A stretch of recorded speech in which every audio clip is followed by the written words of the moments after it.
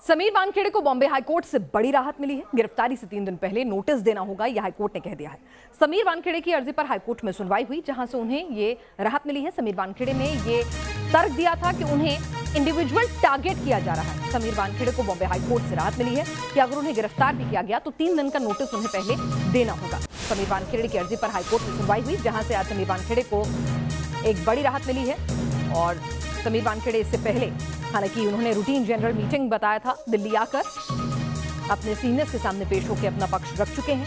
हालांकि एनसीबी ने इस पर कोई भी आधिकारिक टिप्पणी नहीं की थी, इसे एक रूटीन जनरल मीटिंग करार दिया था। लेकिन अब हाईकोर्ट मूव कर उन्होंने अपनी गिरफ्तारी के लिए जो कहा था कि 3 दिन का नोटिस जो है उनको मिलेगा, यानी यहां पर कुछ राहत समीर वानखेड़े के लिए हाईकोर्ट से मिली है। 26 दिन पहले 2 अक्टूबर को जिस क्रूज ड्रग्स केस ने पूरे हिंदुस्तान को हिला दिया था, इस केस में दिनों दिन नए खुलासों से इसकी गुत्थी और उलझती जा रही है। इस मामले में सबसे ज्यादा मुश्किल शाहरुख खान के बेटे आर्यन की बड़ी है, क्योंकि पिछले 22 दिन से आर्यन जेल में बंद है और शाहरुख परेशान है। वही केस की जांच कर रहे एनसीबी के जोनल डायरेक्टर समीर वानखेड़े पर भी आरोप लगने के बाद एनसीबी अपने ही अफसर के खिलाफ जांच में जुट गई है। मामले में पहले समीर वानखेड़े को दिल्ली बुलाया गया और फिर मुंबई में एनसीबी की विजिलेंस टीम ने समीर वानखेड़े से बुधवार को करीब 4 घंटे तक पूछताछ की है। कल आपसे पूछताछ भी हुई है। वानखेड़े सर, जिस तरह से आपके पर पूछताछ हुई, क्या कुछ कहना चाहेंगे? क्या सर कहना चाहेंगे sir? I don't have to say anything, please. Okay. Sir कुछ कहना चाहेंगे? सर आप मिस्टर वानखेड़े, अच्छा सर दिल्ली से भेजी गई डीडीजी जामनेश्वर मिश्रा की अगुवाई में 5 सदस्यों की विजिलेंस टीम समीर वानखेड़े पर लगे आरोपों की जांच कर रही है। हालांकि एनसीबी ने साफ किया है कि जांच पूरी होने तक समीर वानखेड़े ड्रग्स केस की जांच टीम में बने रहेंगे।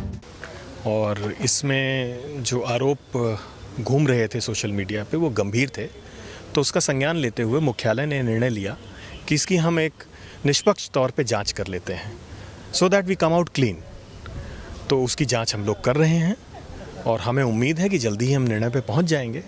इस मामले में पुणे पुलिस को बड़ी कामयाबी भी मिली है। पुणे पुलिस ने एक लॉस से केस के अहम गवाह किरण गोसावी को गिरफ्तार किया है। ड्रग केस में गवाह बनाए जाने के बाद से ही गोसावी फरार था।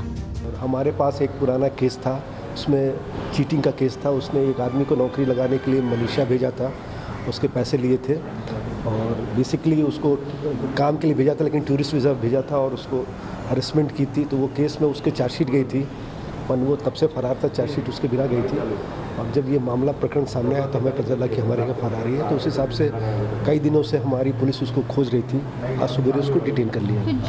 किरण गोसावी के गिरफ्तार होने से इस मामले से जुड़े कई और राज सामने आ सकते हैं, लेकिन इस मामले में नवाब मलिक के आरोपों से राजनीतिक घमासान भी बचा है, क्योंकि एक तरफ समीर वानखेड़े की पत्नी क्रांति वानखेड़े ने सीएम उद्धव ठाकरे को चिट्ठी लिखी है, तो दूसरी तरफ समीर वानखेड़े की बहन यास्मीन वानखेड़े ने भी महिला आयोग का दरवाजा खटखटाया है, जिस पर महिला आयोग ने अध्यक्ष रेखा शर्मा ने महाराष्ट्र डीजीपी को चिट्ठी लिखने की बात कही है। साइबर स्टॉकिंग की गई उनके साथ और राइट टू प्रिवेसी का जो है 2 मैटर्स हैं जो एनसीडब्ल्यू के लिए है। बाकी उन्होंने अपने ब्रदर की तरफ से लिखा है, जो मेरे ख्याल से पुलिस या कोर्ट उस मामले को लेगा।